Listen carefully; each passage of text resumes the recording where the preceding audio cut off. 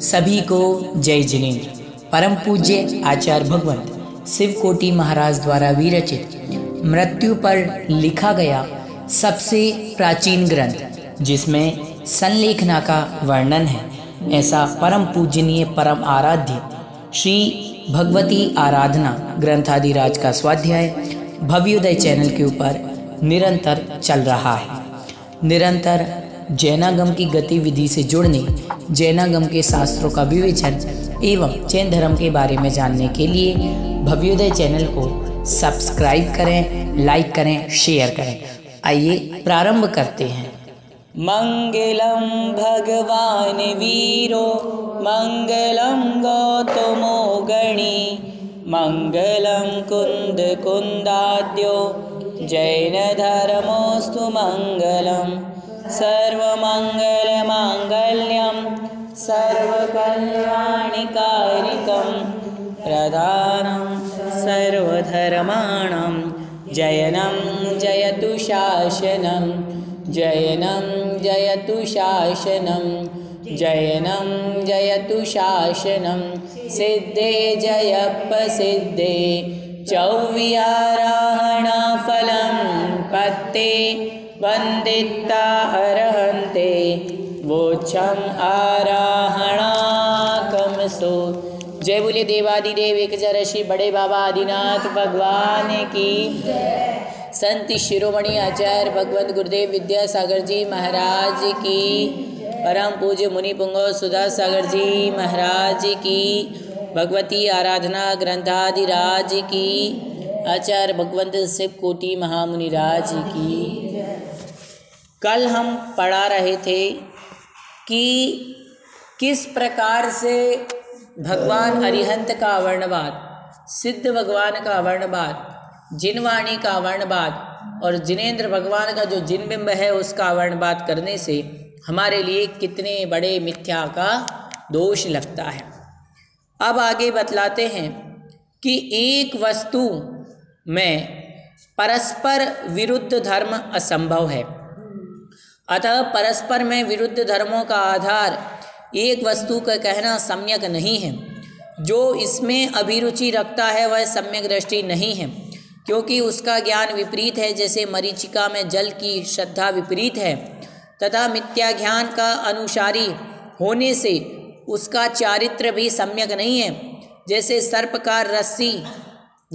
सर्प जानकर रस्सी को हटाना सम्यक नहीं है, इस प्रकार का कथन प्रवचन का वर्णवाद है। अर्थात भगवान के जो वचन हैं, सम्यक्त्व के, सम्यक ज्ञान के, सम्यक चारित्र के, महाव्रत आदि के जो वचन हैं वही समीचीन है। फिर भी हमने जैसे कि एक उदाहरण कहा कि कोई रस्सी पड़ी है और आपने उस रस्सी को सर्प समझ करके क्या कर दिया, हटा दिया, तो ये सम्यक नहीं है। ऐसा नहीं होता कि आपने देख लिया अरे रस्सी जैसा दिख रहा तो ये तो सर्प ही होगा। जिन धर्म में ऐसा नहीं चलता, जिन धर्म में ऐसा नहीं चलेगा कि आपने देखा यहाँ तो ऐसा लिखा हुआ है कि श्रीपाल और मैना सुंदरी दोनों ने भगवान की अभिषेक, शांति आरा और पूजन की। इसका अर्थ क्या है वो सही से लेना है आपको, उसका अर्थ आपको सही से ग्रहण करना है। अब कहीं पर लिख दिया जाए कि दोनों पति पत्नी ने दीक्षा ले ली, ऐसा लिखा होता है ना कई जगह, इसका मतलब क्या है? क्या दोनों ने दिगंबरी दीक्षा ले ली? नहीं, आरिका ने तो जो महिला थी उसने आरिका दीक्षा ली और जो मुनि बनने योग्य थे उन्होंने मुनि दीक्षा ली। समझ रहे हो क्या? दीक्षा का मतलब आप बड़े बड़े शास्त्रों में इसका मतलब आप क्या समझेंगे? तो अर्थ का अनर्थ हमें नहीं लेना चाहिए। जिनेन्द्र भगवान ने जो शब्द कहे उनको यथार्थ श्रद्धान करना चाहिए। जैसे कि वर्तमान के समय में आचार्य श्री विद्यासागर जी महाराज को देखा जाए तो किसी भी टॉपिक पर या किसी भी विषय पर उनका कोई विवादित वचन होते ही नहीं है। न वो किसी का विरोध करते हैं और न किसी चीज़ का समर्थन करते हैं। वो तो सिर्फ और सिर्फ स्वयं के लिए जीते हैं, अपने कल्याण के मार्ग पर चलते हैं और लोगों के लिए सत्य मार्ग का, अहिंसा धर्म का उपदेश देते हैं। अब आप ये कहें आचार्य श्री ने तो ये चीज़ मना नहीं की, ये चीज़ कही नहीं। इसका मतलब ये नहीं है किसी चीज़ को मना नहीं किया गया तो हम वो चीज़ करने लगे, या किसी चीज़ का उन्होंने समर्थन नहीं किया तो वो चीज़ हम करते नहीं हैं। नहीं, साधु और श्रावक दोनों में महान अंतर है। साधु और श्रावक दोनों में क्या है? महान अंतर है। हम श्रावक की तुलना साधु से नहीं कर सकते और साधु की तुलना श्रावक से नहीं कर सकते। श्रावक की चर्या, श्रावक के आवश्यक अलग हैं, श्रावक के मूल गुण अलग हैं। मुनि की चर्या, मुनि के मूल गुण अलग हैं। श्रावक के लिए 8 मूल गुण का नियम दिया, श्रावक के लिए 6 आवश्यक का उपदेश दिया गया। मुनिराज के लिए तो 28 मूल गुण कहे। मुनिराज की चर्या अलग है, इसीलिए कभी भी हमें उनमें तुलना नहीं करना चाहिए। इसीलिए कहते हैं कि उनके जो वचन हैं, गुरुओं के जो वचन हैं, उनका कभी भी अवर्णवाद, क्योंकि कहा गया गुरुओं के वचन ही प्रमाण है। क्या कहा? गुरु की जो आज्ञा होती है वो अविचारणीय है। गुरु ने जो कह दिया वो काम हमें करना है, उस पर विचार विमर्श नहीं करना। देखो, सच्चा शिष्य तो वही है गुरु का, और सच्चे गुरु जो होंगे वो आपको कभी गलत का मार्ग नहीं बताएंगे। तो फिर हमें गुरु के ऊपर उस बात को चिंतन करने की ज़रूरत क्यों? गुरु जी ने कहा कि ये करना है तो यही मार्ग क्या है? सत्य है, यही भगवान के वचन है, क्योंकि गुरु भी एक भगवान है। पंच परमेष्टि के अंतर्गत निर्ग्रंथ दिगंबर मुनि साधु परमेष्टि, आचार्य परमेष्टि, उपाध्याय परमेष्टि के रूप में आते हैं। तो उनके वचन भी तो क्या हैं? प्रमाण हैं। गुरु की वाणी प्रमाण है, बिल्कुल। इसीलिए अपन को कभी भी जो सच्चे दिगंबर आश मार्गी साधु हैं उनके वचनों पर कभी भी हमें शंका नहीं करनी चाहिए। महाराज जी ने ऐसा कहा तो क्या करें? करें नहीं करें? नहीं, क्यों ना करें? गुरु ने यदि कोई बात कही है तो सोच समझ के कही होगी। आचार्य श्री ने बहुत वर्षों से वो कहते आ रहे, इंडिया नहीं भारत बोलो, इंडिया नहीं भारत बोलो। कब से कहते आ रहे हैं? 20 साल 25 बताओ। और आज उसी की ओर ये संसार, आज पहले एक व्यक्ति ने आवाज़ उठाई थी, हमारे आचार्य श्री विद्यासागर जी महाराज। अब हर नेता यही कहता है कि हमें इंडिया नहीं बोलना चाहिए, भारत बोलना चाहिए। क्यों? साधु की दृष्टि कहने का मतलब कितनी सूक्ष्म होती है। आचार्य श्री ने कहा कि यदि लोगों ने बाहर का खान पान बंद नहीं किया तो आने वाले 2025 से हर घर में कोई ना कोई एक बड़े परिवार जो होता है, एक बड़ी बीमारियां जन्म लेंगी। क्यों? बाजार का जो खान पान है ये बहुत दुखदायक है। आपको मालूम नहीं है? मालूम ही है वैसे तो सबको कि प्रत्येक घर में किसी न किसी को कोई ना कोई तकलीफ, बीमारियां होती रहती हैं। आप सोचते हैं हम घी खाएं, बाजार के घी के डिब्बे ले आते हो, वो घी के डिब्बे खाते हैं, बीमार पड़ जाते हैं। बाजार का तेल सोचते हो, बाजार की सब्जियां आती हैं, सब्जियां हमने खाई, पता चला ये सब्जियां तो दवाइयों के द्वारा बड़ी हुई है, पकी हुई है। केले तो दवाइयों के द्वारा पके हुए हैं। अब बताइए हमें उसका कहाँ से कैल्शियम मिलेगा, कहाँ से उसके विटामिन मिलेंगे, कहाँ से प्रोटीन मिलेगा, क्या मिलेगा? सब में तो दवाइयाँ बनी। बताओ बीमार होंगे कि नहीं होंगे? फिर जब ये चीज़ें इतनी अशुद्ध हैं तो आप ये सोचिए कि जब आप होटलों में हम खाने जाएंगे, पिज़्ज़ा, बर्गर, कितने दिनों के बने हुए ब्रेड, बिस्किट, चॉकलेट, नमकीन, ये सब खाएंगे तो बीमार पड़ना ही पड़ना है। आपको जब ये मालूम है कि बाजार की हम सब्जियां लेने के बाद भी सब्जियों में भी आज के समय में दवाइयां मिली आने लगी, वो भी हमारे लिए सूट नहीं कर रही हैं। फिर जो कितने दिन के सड़े हुए, उनको सड़े हुए ही कहा जाता है। आप घर में कभी नमकीन बनाना, 15 दिन के बाद उसका स्वाद चेंज होने लगेगा, 10 दिन के बाद ही, हाँ फिर भी 15 दिन 20 दिन बाद आपको ऐसा लगेगा कि 15 दिन बाद 20 दिन बाद, चलो महीने भर बाद मान लो, लेकिन उसका स्वाद चेंज हो जाएगा, वो उतना स्वादिष्ट नहीं रहेगा। क्यों? उसमें क्या है कि स्वाद परिवर्तित हो जाता है। अब आप सोचो बाजार के पैकेट की नमकीन 6-6 महीने पुरानी, साल भर पुरानी। अब आप सोचते हो ये तो टेस्ट है आ रहा है इसमें, इसका तो स्वाद चेंज नहीं होता। उनमें ऐसे केमिकल डाल दिए जाते हैं जिससे उसका स्वाद परिवर्तित नहीं होता। अब वो केमिकल उस नमकीन के साथ साथ है तो वो हमारे शरीर में जा कर के अनेक प्रकार की बीमारियों को जन्म देते हैं, अनेक प्रकार की बीमारियों को जन्म देने वाले होते हैं। बस उसी के कारण बीमारियां लग जाती हैं और बीमारियां हो जाती हैं। होटलों में जाएंगे आप, होटलों में जा कर के आपको ये मालूम होगा, जब वहाँ का जा कर के आप देखेंगे 2 दिन 4 दिन 8 दिन 10 दिन के कैसे भोजन पकता है, कैसे बनता है। आज की सब्जी बच जाती है, कल मिला देते हैं, कल की फिर बच गई, परसों मिला दी, परसों की फिर बच गई, फिर नरसों मिला दी। वो जो क्या कहते हैं उसकी लिंक होती है ना, वो टूटती नहीं है, उसका जो जामन होता है वो टूटता नहीं है। आटा बच गया, उसको कल के लिए रख लिया, बताइए आप सोचें, बिल्कुल सड़ जाता है। दालें बच गई, सब्जियां बच गई, चटनियां बच गई, सब बच जाते हैं। वो सब 2-2 3-3 4-4 दिन तक चलते रहते हैं। बस अगले दिन फिर मान लो चावल का घोल बचा जिससे डोसे बनाते हैं, अब वो बच गया, कल मिला के उसमें और डाल दिया, फिर ये जो आज का बच गया वो अगले दिन डाल दिया। ऐसे करके समाप्ति नहीं होती है। कितने दिनों का वो अचार हम खाते हैं, वो अचार कितने दिनों का, महीनों महीनों का सड़ जाता है, खराब हो जाता है और उससे बीमारियां हो जाती हैं। फिर होटल में खाना खा करके आए, सोचिए हमने तो आज अच्छा स्वादिष्ट खाना खा लिया, अगले दिन पता चला किसी का पेट दुख रहा है, किसी का सिर दुख रहा है, किसी को कुछ बीमारियां हो रही हैं। ये किसके माध्यम से? हमने जिनवाणी की बात नहीं मानी। अरे क्या होता है धर्म, क्या होता है मंदिर जाने से, क्या होता है भूखे रहने से? भूखे रहने से शरीर को कष्ट पहुंचाते हैं, आत्मा को कष्ट पहुंचाते हैं, ऐसे कहने वाले कहते। अब बीमार कौन पड़ता? वही कहा गया है आचार्य भगवंत ने, अष्टमी चतुर्दशी इसीलिए है कि अष्टमी चतुर्दशी को आप व्रत और उपवास करें। यदि अष्टमी चतुर्दशी को उपवास कर लेवें या एकासन कर लेवें, या जो अल्पाहार होता है दूध उकाली और फल, मैं कह रहा हूँ हफ्ते भर के अंदर यदि शरीर में कोई विकार भी आया हो ना, वो सारा विकार क्या हो जाएगा? साफ हो जाएगा। लेकिन हमें महीनों महीनों तक करना ही नहीं है।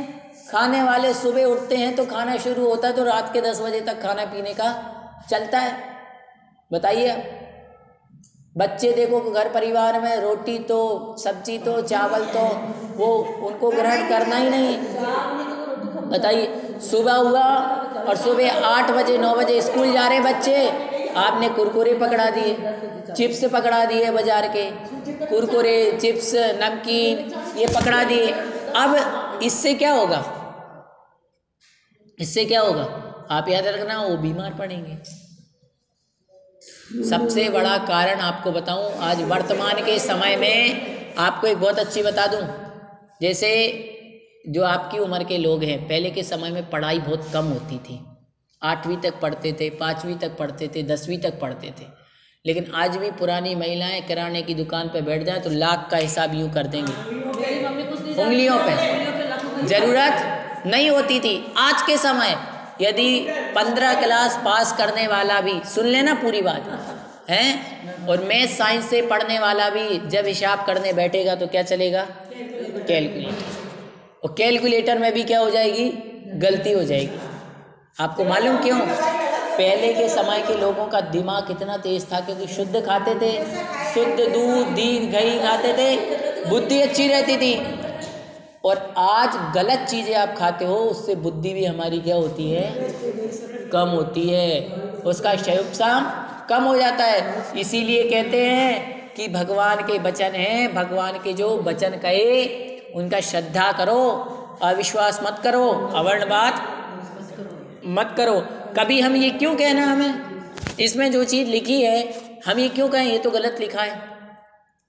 जिनवाणी कितनी बार बतलाया कि जिनवाणी कभी गलत कौन हो सकते हैं? किसके समझने में भूल हो सकती है? हमारे। अब हम कहें आचार्य उमा स्वामी महाराज ने ऐसा लिखा, ऐसा नहीं लिखा।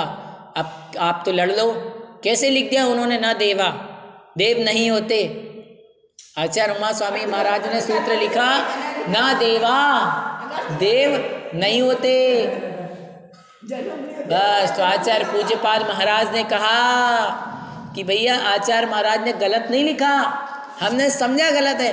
ना देवा दे नपुंसक नहीं होते, ये है इसका अर्थ, समझ रहे। लेकिन अर्थ गलत किसने ले लिया? हमने ले लिया। किसी ने कहा मूर्छा परिग्रह, अब मूर्छा मतलब लोगों समझ गए मूर्छित होना, बेहोश होना। बेहोश होना परिग्रह नहीं, मूर्छा शब्द का अर्थ होता है परिग्रह में आसक्त होना। फिर अवाचार भगवंत ने लिखा निशल्यो व्रति, शल्य से रहित कौन है? व्रति। अब आपने उसका अर्थ क्या ले लिया? शल्य मतलब संसार की झगड़े टंटे, संसार के झगड़े टंटों से आप दूर हो गए तो कौन हो गए? निशल्य। अरे निशल्य का मतलब होता है संसार के झगड़े नहीं, आत्मा के अंदर जो कषायें हैं उसको दूर करना, समझ रहे हो। कषायें जब अंदर की दूर होगी तो आपके बाहर के झगड़े टंटे वाद विवाद सब अपने आप। शल्य क्या है? जो आत्मा को कांटे की तरह चुभे वो क्या कहलाता है? शल्य। और जिस दिन ये कांटा निकल गया उस दिन आप क्या हो गए? निशल्य। और निशल्य हो गए तो कौन हो गए? व्रति हो गए। अब ये अपनी आत्मा के अंदर अभी ये कांटा निकला कहाँ है? कषाय कहाँ निकली? जब तक ये कषाय नहीं निकलेंगी जब तक कुछ भी होने वाला। एक बार की बात है, एक गांव था और उस गांव में एक कुएं से पूरे गांव के लोग पानी लेते थे। तो उसमें रात को लड़ते लड़ते 4 कुत्ते उस कुएं के अंदर गिर गए। तो गांव वालों ने सोचा कि कुएं के अंदर कुत्ते गिर गए तो बदबू आ रही है, अब ये पानी में जब दुर्गंध आ रही है तो पानी क्या काम का। तो किसी ने कहा कि एक वैद्य जी महाराज रहते हैं वहाँ पर पड़ोस के गांव में और उनकी औषधि देते तो सब ठीक हो जाता है। तो वो गए वैद्य जी के पास, वो कहा वैद्य जी हमारे तो कुएं में बदबू आ रही। उन्होंने इतने बड़े डिब्बे में औषधि दे दी, हाँ जाओ तुम डाल देना। अब वो डाल दिए लेकिन बदबू दूर नहीं। फिर अगले दिन फिर पूछा कि भैया क्यों नहीं हुई दूर? बोले महाराज आपकी दवाई में गड़बड़ है। बोले नहीं, वैद्य जी बोले हमारे तो दवाई में गड़बड़ हो ही नहीं सकती। वैद्य जी पहुँचे, वैद्य जी ने देखा तो कहा अरे मूर्खो, पहले ये 4 कुत्ते तो निकालो तब तो बदबू दूर होगी। बस ऐसे ही हमारी आत्मा में 4 कषायें क्रोध मान माया लोभ ये जब तक बैठी हैं बस। तो ये अच्छी चीज़ हमारे मन में आने वाली। देखना हमेशा जैसे आपका क्रोध कम होगा ना क्षमा अपने आप आएगी, मान कम होगा सरलता मृदुता अपने आप आएगी। छल कपट करना कम कर देंगे ना अपने आप सरलता आपके और हमारे नेचर में अपने आप आ जाएगी। और जिस दिन हमने संसार से ममत्व कम कर दिया, लोभ लालच करना कम कर दिया, आत्मा अपने आप पवित्र हो जाएगी। जितना जितना क्रोध मान माया लोभ को हम कम करेंगे उतने उतने हमारे जीवन में ऑटोमेटिक सरलता आएगी। आप ये अंदाज कर लो, एक नहीं 10 बार अंदाज कर लें। जितना आप क्रोध कम करेंगे आपके मन में क्षमा अपने आप आएगी। और जैसे जैसे आप क्रोध करेंगे फिर क्षमा नहीं है। छोटी छोटी बातों में कई बार ऐसे लोग होते हैं कि छोटी छोटी बातों में गुस्सा आ जाता है। मान लो घर में कोई काम नहीं हो पाया, कुछ चीज़ नहीं हो पाई, कोई नहीं हो पाया तो गुस्सा आ जाता है। कोई थाली फेंक देता है, कोई फ़ोन फेंक देता है, कोई कुछ तोड़ देता है, कोई कुर्सी तोड़ देता है। याद रखना क्रोध करके व्यक्ति को आज तक कुछ भी प्राप्त नहीं हुआ। क्रोध करने से द्वैपायन नाम के जो मुनि थे उन्होंने दूसरे का विनाश कर दिया और स्वयं का भी विनाश हो गया। इसीलिए क्रोध करने से कुछ भी प्राप्त होने वाला, अपितु क्षमा करने से आपको प्राप्त होगा। जिसके जीवन में क्षमा है आपको ये जरूर लगेगा अरे क्षमा करने से क्या प्राप्त हो रहा है, ये लगेगा दिखता। देखो याद रखना अच्छे काम करते आपको ये कभी नहीं दिखेगा। आप पाप कर्म करेंगे तो आपको ये नहीं दिखेंगे कितने कर्म बंधे, और जब आप पुण्य कर्म करोगे तो भी नहीं दिखेंगे कितने कर्म बंधे।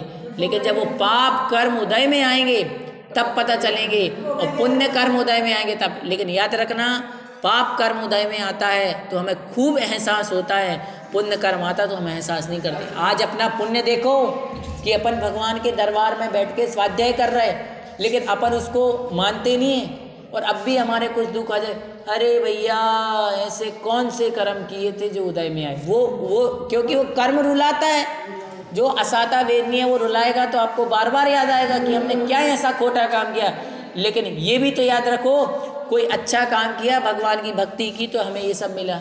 याद रखना, आपने भगवान की भक्ति, पूजन, अर्चना, स्वाध्याय, साधना की है तो आपको शांति से बैठ के रोटियां मिल रही हैं, थाली में रोटियां मिल रही हैं।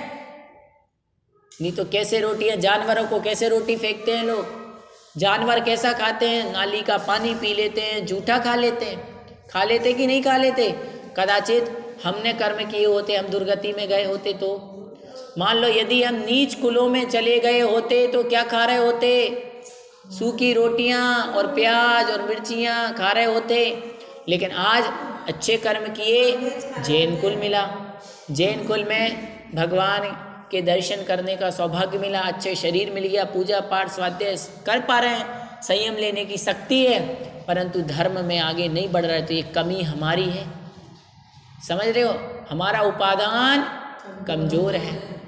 निमित्त तो आपको सब अच्छे मिल गए, साधु संत की सन्निधि मिल गई, देव शास्त्र गुरु का सानिध्य मिल गया। अब क्या चाहिए, देव शास्त्र गुरु तीनों की कृपा यदि हमारे पास है और उसके बाद यदि हम नहीं कर पाए, अब ये सोचते हैं महाराज जी ने हमें विशेष आशीर्वाद नहीं दिया, हमें विशेष आशीर्वाद नहीं दिया, भगवान की कृपा हम पर नहीं है। याद रखना, जो भगवान को नमोस्तु करता है, जो महाराज जी को नमोस्तु करता है, आशीर्वाद ऑटोमेटिक खाते में जमा हो जाता है।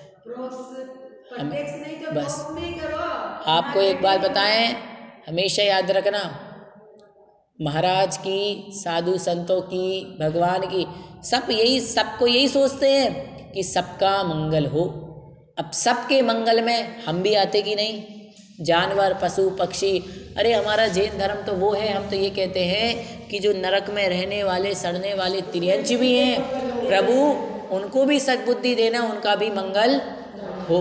बताइए, हम सबके मंगल की भावना बातें। लेकिन यदि हम जिनेंद्र भगवान के वचनों को गलत मान लेंगे, संशय, विपर्य, अनद्धवशाय से सहित मान लेंगे, तो ये उनका क्या हो जाएगा, अवर्णवाद हो जाएगा। और याद रखना, भगवान के वचनों का अवर्णवाद करने से कहाँ चले जाएंगे हम, दुर्गतियों में सड़ना पड़ेगा, मरना पड़ेगा, ना जाने हमारे लिए क्या क्या सहना पड़ेगा। इसीलिए कभी भी भगवान के जो वचन हैं उनका हमारे लिए कभी भी अवर्णवाद नहीं करना चाहिए।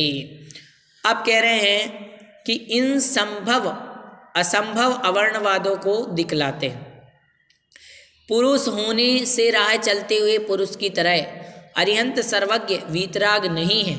यहाँ पुरुष हेतु ठीक नहीं है, क्योंकि असर्वज्ञता, अवीतरागता के बिना पुरुष नहीं होता, ऐसी अन्यथा उत्पत्ति नहीं है। इस तरह से यह कहा जा सकता है कि जैमिनी आदि समस्त वेदार्थ के ज्ञाता नहीं है। पुरुष होने से जैसे भेड़ चराने वाला व्यक्ति सर्वज्ञ और वीतरागता की सिद्धि अन्य ग्रंथों में कही है, इसलिए उसका यहाँ विस्तार नहीं करते। जो वस्तु दुख का प्रतिकार करने के लिए है, अज्ञानी उन्हें सुख का साधन मान लेते हैं। स्त्री संभोग सुख नहीं है, वह तो शारीरिक श्रम मात्र है, तथा विरूपता को नष्ट करने वाले वस्त्रों से सिद्धों को क्या करना, वे तो शरीर रहित है, उनमें समस्त दुखों का विनाश रूप अनंत ज्ञानात्मक संपूर्ण सुख है। इसके जानने के लिए श्रुत वर्तमान में है। जैसे अरिहंत शुभ उपयोग के निमित्त होते हैं, उसी तरह उनके प्रतिबिंब भी होते हैं। इसलिए बौद्धिक कल्पना मात्र है। बौद्धिक जो है ये लोगों की कल्पना मात्र है। लोग कह देते हैं कि भगवान की ये तो प्रतिमा मात्र है, इससे क्या होने वाला है। अरे मालूम नहीं है आपको, जिनबिंब दर्शन से सम्यक दर्शन होता है। आपको मालूम नहीं है, ये प्रतिमा भगवान की जो ये जिनबिंब है, यही हमारे लिए भव भव के संचित कर्मों को नष्ट करने वाला है।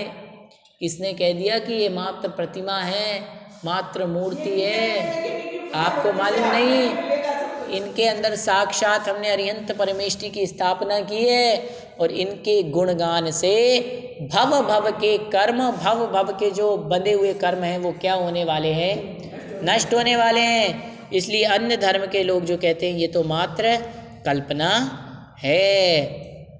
अब कहते हैं कि अन्य लोग ऐसे होते हैं कहते हैं स्त्री सुख संभोग सुख नहीं है, वह तो शारीरिक श्रम है तथा विरूपता को नष्ट करने के लिए वस्त्रों से सिद्धों को क्या करना। सत्य बात है, जो सिद्ध भगवान हैं उनके लिए वस्त्र का, स्त्री का, आभूषण का, रुपए का, धन का, पैसे का क्या करना। उनके पास वो सुख है जो किसी के पास नहीं। आपको याद रखना चाहिए, संसार में जो सुख है, चाहे किसी का भी सुख हो, चाहे स्त्री का सुख हो, चाहे पुरुष का सुख हो, पुरुष को स्त्री का सुख हो, स्त्री को पुरुष का सुख हो, धन का सुख हो, माता पिता परिवार का सुख हो, ये सब सुख क्षणक्षयी हैं, नष्ट होने वाले हैं, हमेशा रहने वाले। आपको मालूम होगा कि एक उदाहरण देते हैं। एक व्यक्ति था, उसका विवाह होना था, तो उसको बहुत उत्साह था कि मेरी शादी होने वाली है, तो बहुत तैयारियां करता। माँ कहती बेटा शादी होती है तो जिम्मेदारी बढ़ती है, छोटी छोटी बातों में गुस्सा करना कम कर दे, ये कर दे वो कर दे। वो अपनी आदतें सुधारने लगता, बोले जल्दी उठना पड़ेगा, जल्दी उठना सीख गया। समय पे भोजन करना पड़ेगा, समय पे भोजन करना सीख गया। बोले अपना बिस्तर सही करके रखना होगा, सही करना सीख गया। बिना अलार्म के उठना हो गया, वो सीख गया। घर के कार्यों के लिए मदद करना होगी, सब्जी भी लाना होगी, वो सीख गया। अब उसने कहा अब तो कम से कम मेरा विवाह हो जाएगा, अब तो मुझे स्त्री सुख की प्राप्ति होगी। उसी तरफ जो दूसरी ओर जिस लड़की की उससे शादी होने वाली थी, वो भी यही सोचती कि मुझे भी क्या करना है, विवाह करना है। उसकी माँ भी कहती बेटा पराए घर जाना है तो कुछ रोटियां बनाना सीख ले, रोटियां बनाना सीख ली। बोले बेटा साफ सफाई करना सीख ले, साफ सफाई करना सीख ली। बेटा तकिए के खोल लगाना सीख ले, खोल लगाना सीख लिए। सब एक एक करके सब काम। उसने भी सोचा अब तो मुझे पुरुष की प्राप्ति होगी। अब दोनों की शादी हो गई, दोनों अत्यंत प्रसन्न थे। वो भी सोचे कि अब हमने गृहस्थ जीवन में क्या कर लिया। और विवाह एक उत्साह की तरह किया जाता है, कि नहीं, सब परिवार को, रिश्तेदारों को बुलाया जाता है। जिसके पास जितना धन होता है उतने ठाट वाट के साथ। मेरे हिसाब से तो यही है कि विवाह में जितना व्यक्ति पैसा खर्चा करता है शायद ही उतने किसी पारिवारिक कार्य में पैसे खर्चा करता हो। ना बर्थडे में करता है, ना एनिवर्सरी में करता है, ना किसी में करता है। तो कहा जाता है दो काम सबसे कठिन, एक घर बनवाना और एक विवाह शादी करना। सही बात है, बुजुर्ग लोग यही कहते थे, दो काम करके देख लो। हकीकत यही है, दो काम करके देख लो, एक मकान बनवा के और एक शादी। और आज के समय में जैनियों के लिए दो ही कठिन है, और दोनों में से विवाह करना उससे ज़्यादा, जैन में जैन का विवाह करना वो कठिन हो गया। तो अब उनको बहुत उत्साह था, विवाह हुई, दोनों घूमने जाते, कभी कहीं जाते, कभी कोई पार्क जाते, कभी जयपुर जाते, कभी कहीं जाते घूमने। अब वो बहुत खुश थे, घूमते थे, जाते थे, करते थे, सब करते थे। साल भर हो गया, एक डेढ़ साल में उनके लिए एक भाई बच्चे की प्राप्ति हो गई। अब बच्चे में लग गया। अब धीरे धीरे उनके सब सुख क्या होते जा रहे, कम होते जा रहे। वो अपने दुकान पे जाता, वो अपने काम करती, बच्चों को संभालती। अब 5 साल होते होते स्थिति ये हो गई, दोनों एक दूसरे से बिल्कुल कम मतलब रखते। वो सुबह उठती, वो तैयार होके नाश्ता करके ऑफिस जाता, रात को 8 बजे आता। वो सुबह उठ के टिफ़िन बनाती, टिफ़िन लेके जाते, बच्चों को स्कूल छोड़ती, मम्मी पापा का खाना बनाती, ये होते। अब 5-6 साल बाद दोनों की एनिवर्सरी थी। अब दोनों पहुँचे और पार्क में गए। बोले ये तो वही पार्क है जहाँ पर हम शादी के बाद पहली बार आए। अब दोनों क्या कहते हैं कि एक समय ऐसा था कि मेरे कितने सपने थे, घूमेंगे, करेंगे, ये करेंगे, वो करेंगे, सब करेंगे, कितने सुख भोगेंगे, लेकिन आज सिर्फ परिवार को चला ही पा रहे। वहीं पर एक बुद्धिमान व्यक्ति ने कहा कि संसार में आप कितना ही सोचो, ये सुख एक ना एक दिन समाप्त होने वाले हैं। लड्डू जब खाते हैं बड़ा स्वादिष्ट लगता है, गुलाब जामुन जब जिब्बा में होता है स्वादिष्ट लगता है, लेकिन नीचे उतरते ही स्वाद। बस विवाह का सुख भी कुछ दिनों का है, 4 दिनों की चांदनी बस। अब कई व्यक्ति जो शादी नहीं करते तो पछताते हैं कि हमने विवाह का स्वाद लिया नहीं, और जिन्होंने ले लिया वो लेने के बाद पछताते हैं। तो बात तो एक ही है, संसार में यदि रहेंगे तो दुखी तो होना ही है, लेकिन अच्छा ये है कि आप ना करके, सुने, विवाह ना करके यदि धर्म के पथ पर चले गए तो फिर आपको पछताना नहीं पड़ेगा। एक बार यदि कर भी ली और करने के बाद अल्प समय का जीवन भोगों को भोग के फिर दोनों ने दीक्षा ले ली तो भी करने के बाद भी पछताना, ये हमेशा याद रखना। क्यों? यदि मार्ग अच्छा बना लेना हम तो कभी हमें पछताना नहीं पड़ेगा। पछताना मालूम क्यों पड़ता है? क्योंकि गलत काम करने के बाद हम जीवन में सुधार करते नहीं हैं। जीवन में यदि सुधार नहीं किया जाता तो ही पछताना पड़ता है। गलती करके यदि गलती सुधर जाए, गलती का एहसास होने के बाद गलती सुधर जाए तो जीवन में कभी पछताता वो है जो गलती करता है, बार बार गलती करता है, बार बार पछताता है। याद रखो, एक बार गलती हुई तो गलती से सीख ले लेना चाहिए। इसीलिए कहते हैं कि कभी भी हमारे लिए धर्म का अवर्णवाद नहीं करना चाहिए, क्योंकि धर्म का जो उपदेश जिनेंद्र भगवान के द्वारा दिया गया है, मुनियों द्वारा दिया गया, उनके जो वचन हैं वो हमारे लिए शुभोपयोग के निमित्त है। महाराज जी के आपने आधे घंटे 1 घंटे प्रवचन सुन लिए। अब आपने कहा क्या होगा प्रवचन से? घर जाके तो वही चलिया चूका करना है, चलिया चूल्हा करना है, रोटी पानी बनाना है, और क्या करना। घर गए तो रोटी सब्जी कपड़े बर्तन, ठंडी आ रही है तो ये करो, गर्मी आ रही है तो ये करो, बारिश आ रही है तो ये करो।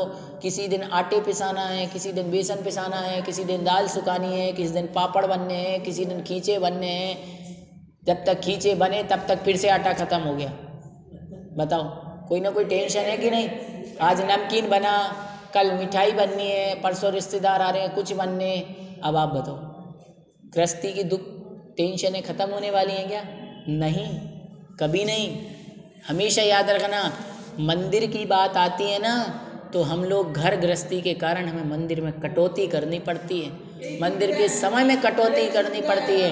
अब आप ये सोचना कि घर में रिश्तेदार आ गए, समझना, घर में रिश्तेदार आ गए तो पूजा में कटौती करो, कभी अभिषेक में कटौती करो, कभी स्वाध्याय में कटौती करो। अब हम ये सोचते हैं कि गृहस्थी में सुख है। सुख, आपको कोई पीड़ा नहीं है, शारीरिक मानसिक कोई पीड़ा नहीं है, लेकिन सबसे बड़ी समस्या मालूम क्या है? हम अपने लिए स्वतंत्र नहीं हैं। परिवार में घर में रहते हैं वो व्यक्ति स्वयं के लिए स्वतंत्र। अब आप में से कौन है स्वतंत्र? कोई नहीं। हर कोई किसी न किसी से बंधा है। कल कोई कह दे कि आपको स्वाध्याय करने नहीं जाना, शाम को हम वहाँ चल रहे हैं, शाम को किसी की बर्थडे पार्टी में जा रहे हैं। अब है तो आपका धर्म का समय, 1 घंटा किसका समय है? धर्म का, लेकिन जाना किस में पड़ रहा है? अब बताओ, अब आपका मन नहीं है, लेकिन संसार की परतंत्रता देखो, आप रिश्तों में बंधे होने के कारण जाना पड़ता है। आपके गांव में विधान चल रहा है, बोले 15 तारीख को विधान है, महाराज जी आ रहे, बोले नहीं 15 को तो शादी में जयपुर जाना है।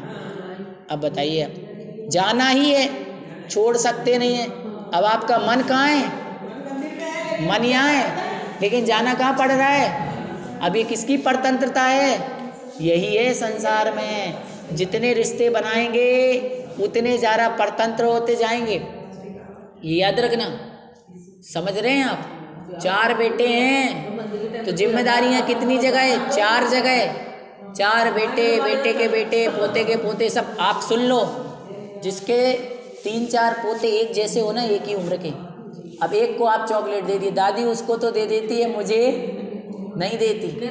दादी उसको तो प्यार करती है, मुझे प्यार नहीं। अब सोचो, आप समझ रहे हो? जब आप बाहर जाएगी दादी गिफ्ट लाएगी तो कितने लेके आएगी? और एक ही कलर के, एक ही जैसे कितने लाएगी? 4। और यदि एक लेके आई तो फिर अब आप सोचो। इसीलिए कहते हैं संसार क्या है? परतंत्र है। इसीलिए कभी भी भगवान के वचनों में हमारे लिए अश्रद्धा नहीं कर। जिनवाणी स्तुति। शास्त्र पठन में मेरे द्वारा यदि जो कहीं कहीं प्रमाद से कुछ अर्थ वाक्य पद मात्रा छूट गई, सरस्वती मेरी उस त्रुटि को कृपया क्षमा करें। और मुझे कैवल्य धाम में माँ विलंब धरे। जय बोलिए आचार्य भगवंत शिव कोटि मुनि महाराज की जय।